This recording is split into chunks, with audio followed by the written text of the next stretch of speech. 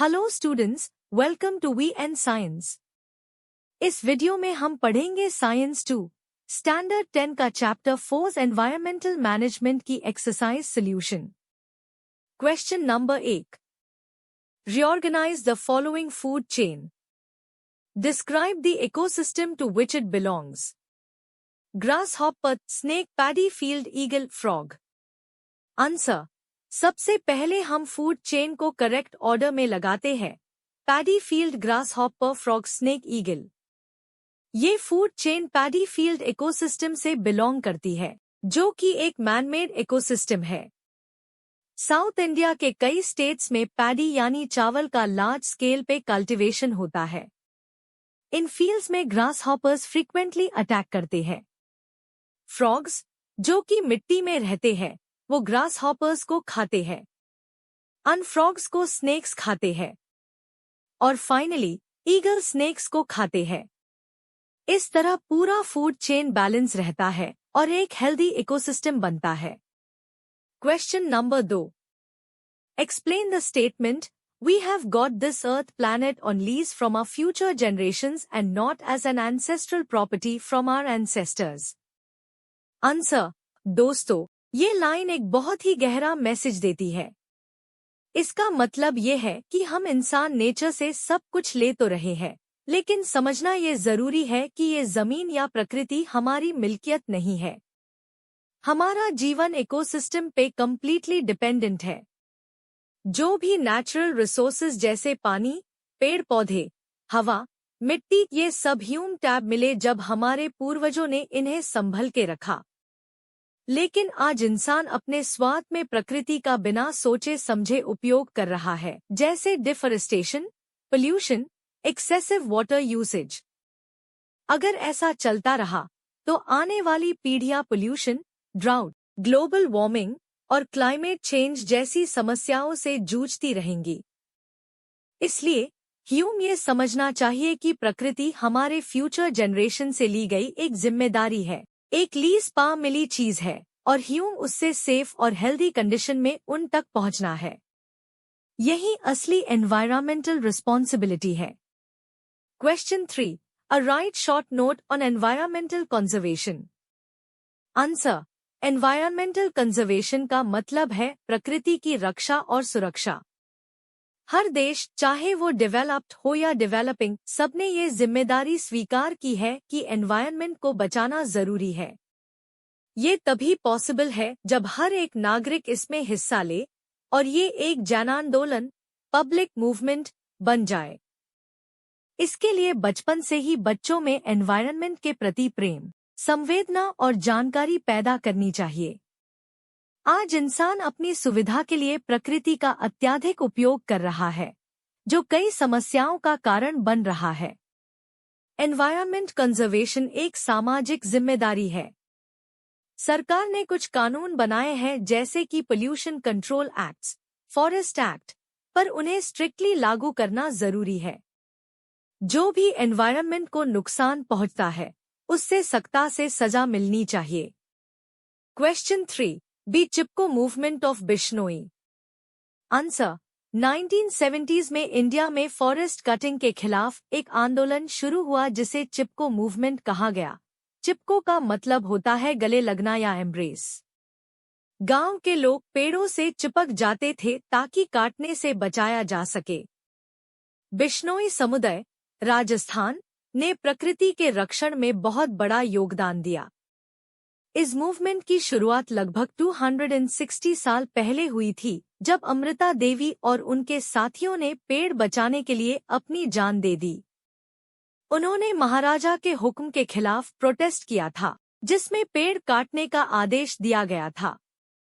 इस घटना के बाद महाराजा ने कटाई पर रोक लगाने का फरमान जारी किया। इस प्रयास ने देश के अन्य हिस्सों में भी प्रकृति संरक्षण आंदोलन शुरू करने की प्रेरणा दी।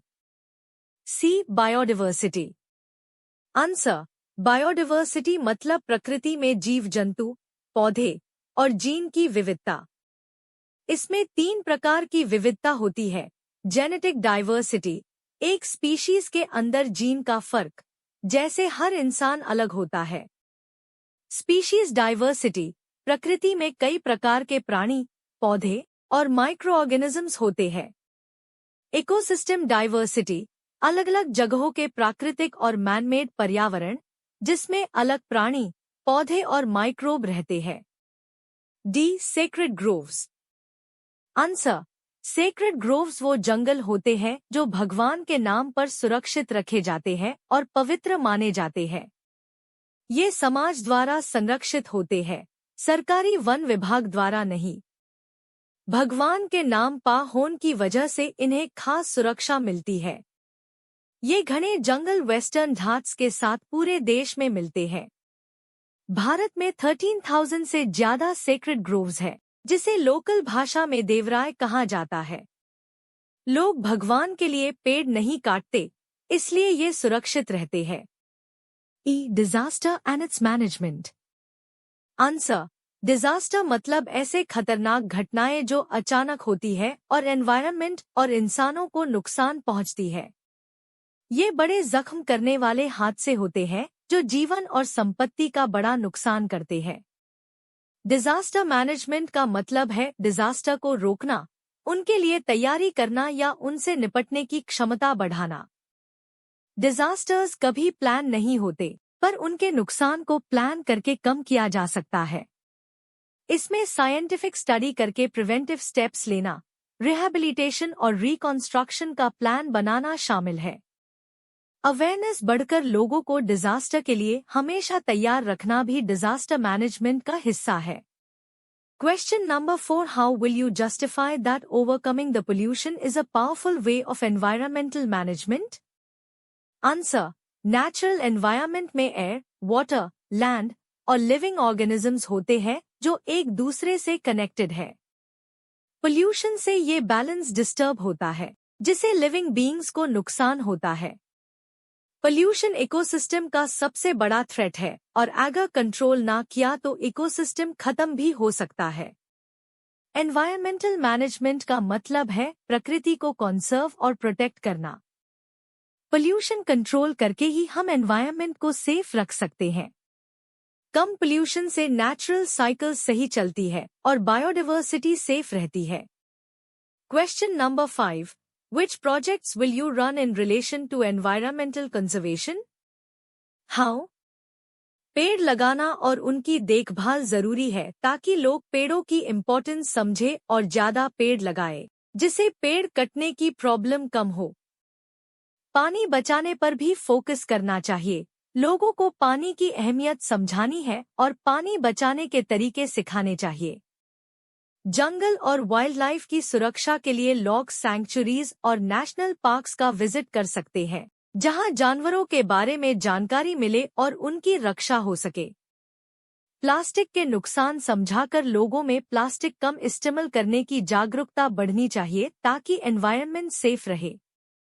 क्वेश्चन नंबर 6 से right the factors affecting environment. Environment पर दो तरह के फैक्टर्स असर डालते हैं, नेचुरल और आर्टिफिशियल। नेचुरल फैक्टर्स में अर्थक्वेक्स, फ्लड्स, फायर्स, ड्राउट्स जैसे प्राकृतिक घटनाएं शामिल है। आर्टिफिशियल फैक्टर्स में डिफॉरेस्टेशन, इंडस्ट्रियलाइजेशन, ज्यादा पेस्टिसाइड्स और फर्टिलाइजर्स का इस्तेमाल और बेकार कचरा ठीक से ना फेंकना शामिल है। ये सब फैक्टर्स पोल्यूशन बढ़ते हैं, एनवायरनमेंट का बैलेंस तोड़ते हैं और जीव जंतु की जिंदगी को नुकसान पहुंचते हैं। B. Why do human beings have an important place in the environment? Answer. इंसान और एनवायरनमेंट के बीच गहरा रिश्ता होता है। इंसान धरती के बनने के बाद इवॉल्व हुआ है।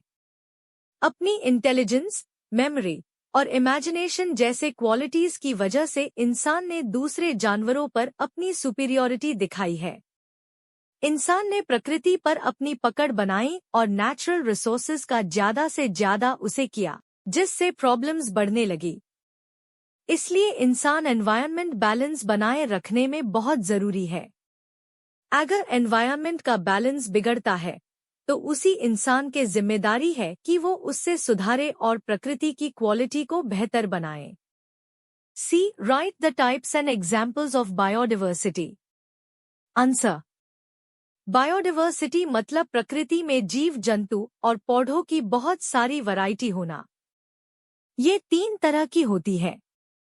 पहली जेनेटिक डाइवर्सिटी, जिसमें एक हाई स्पीशीज के अंदर अलग अलग जेनेटिक ट्रेट्स होते हैं, जैसे हर इंसान अलग होता है। दूसरी स्पीशीज डाइवर्सिटी, जिसमें प्रकृति में अनेक प्रकार के प्लांट्स, एनिमल्स और माइक्रोब्स होते हैं। तीसरी इकोसिस्टम डाइवर्सिटी, जिसमें अलग अलग प्रकार के इकोसिस्टम्स होते हैं, जिसमें प्लांट्स, एनिमल्स, माइक्रोब्स और उनका एनवायरनमेंट मिलके काम करते हैं। ये डाइवर्सिटी प्रकृति को बैलेंस्ड और हेल्दी रखती है। D, how can biodiversity be conserved? Answer, biodiversity को कंजर्व करने के लिए कुछ इंपॉर्टेंट तरीके हैं। सबसे पहले रेयर स्पीशीज को प्रोटेक्ट करना जरूरी है। नेशनल पार्क्स और सैंक्चुरीज बनके हम जंगली जानवरों और प्लांट्स की सुरक्षा कर सकते हैं। कुछ एरियाज को बायोरिजर्व्स डिक्लेयर करना चाहिए जहां प्रकृति को बिना डिस्टर्बेंस के रखा जाए। स्पेशल स्पीशीज के लिए अलग अलग कंजर्वेशन प्रोजेक्ट्स चलाए जाते हैं। सभी प्लांट्स और एनिमल्स को बचाना जरूरी है। साथ हाई ट्रेडिशनल नॉलेज का रिकॉर्ड मेंटेन करना चाहिए ताकि प्रकृति के बारे में पुरानी जानकारी फ्यूचर तक जाए। और सबसे इम्पोर्टेंट, लॉज और रूल्स को फॉलो करना चाहिए ताकि बायोडाइवर्सिटी का अच्छे से कंजर्वेशन हो सके। ई, what do we learn from the story of Jadav Molai Payeng? Answer, इस कहानी से हमें ये सीखने को मिलता है कि अगर एक इंसान में जज्बा हो तो वो नई जंगल भी बना सकता है।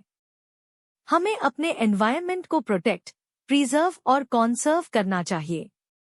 इंसान का एनवायरनमेंट के प्रति पॉजिटिव एटीट्यूड होना चाहिए ताकि पूरे जीव जंतु और प्रकृति का भला हो सके।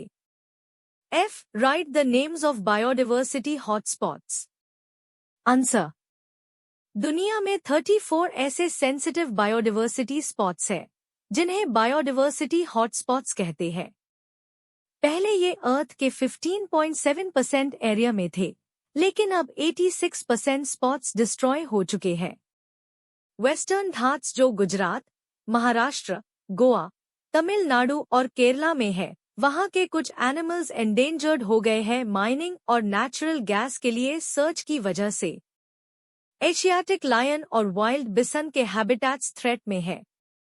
असम का मानस सैंक्चुएरी भी डैम्स और पानी के गलत इस्तेमाल की वजह से खतरे में है, जहां के टाइगर और राइनो को नुकसान हो रहा है। वेस्ट बंगाल का सुंदरबन सैंक्चुएरी, जो टाइगर के लिए फेमस है, वहां भी डैम्स, डिफॉरेस्टेशन और एक्सेसिव फिशिंग की वजह से टाइगर पॉपुलेशन और एनवायरनमेंट सीरियसली अफेक्टेड है। जी, which are the reasons for endangering many species of plants and animals? How can we save them? Answer, बहुत सारे प्लांट्स और एनिमल्स एंडेंजर्ड हो गए हैं इंसानों की वजह से। कुछ लोगों के लिए ये एनिमल्स और प्लांट्स पैसा कमाने का सोर्स होते हैं, इसलिए पोचिंग होती है जो इनकी लाइफ के लिए बहुत बड़ा थ्रेट है। एनिमल्स के स्किन, मीट और बोन्स कई कामों में उसे होते हैं, इसलिए उन्हें मारा जाता है। प्लांट्स के यूजफुल प्रोडक्ट्स जैसे would, medicinal plants, gums, resins की वजह से भी उन्हें कैद दिया जाता है। कुछ स्पीशीज का डिमांड रिसर्च और मेडिसिन्स के लिए बाहर भी होता है, इस वजह से हंटिंग होती है। ये सब कारण स्पीशीज एंडेंजर्ड हो जाते हैं। हम इन प्लांट्स और एनिमल्स को बचाने के लिए एनवायरमेंटल एजुकेशन और अवेयरनेस प्रोग्राम्स चला सकते हैं, स्ट्रिक्ट रूल्स और लॉज लागू कर सकते हैं और पोचिंग को रोक सकते हैं ताकि इनके वैरायटीज बाग सके। क्वेश्चन नंबर 7, आंसर, ये सिंबल बताता है कि ये चीज दोबारा उसे और रिसाइकिल की जा सकती है। हमें आईएससी अलग करके रखना चाहिए और रैक पिकर्स या रिसाइकलिंग सेंटर्स को देना चाहिए ताकि ये एनवायरनमेंट को सेफ रखे। हमारी जिम्मेदारी है कि हम ऐसे चीजों को सही जगह पर रिसाइकिल करवाएं। बी आंसर, ये साइन सेव वाटर दिखता है। इसका मतलब है पानी बचाना जरूरी है। हमें जो नल खुले छोड़े गए हैं उन्हें बंद कर देना चाहिए ताकि पानी जया ना हो। हम सबका फर्ज है पानी को संभल के इस्तेमाल करना। C answer. ये साइन सोलर पैनल को दिखता है। सोलर एनर्जी का उसे करके हम बिजली की बचत कर सकते हैं। सूरज की रोशनी से बिजली बनके हम एनवायरनमेंट को भी सेफ रख सकते हैं और अपने बिल भी कम कर सकते हैं।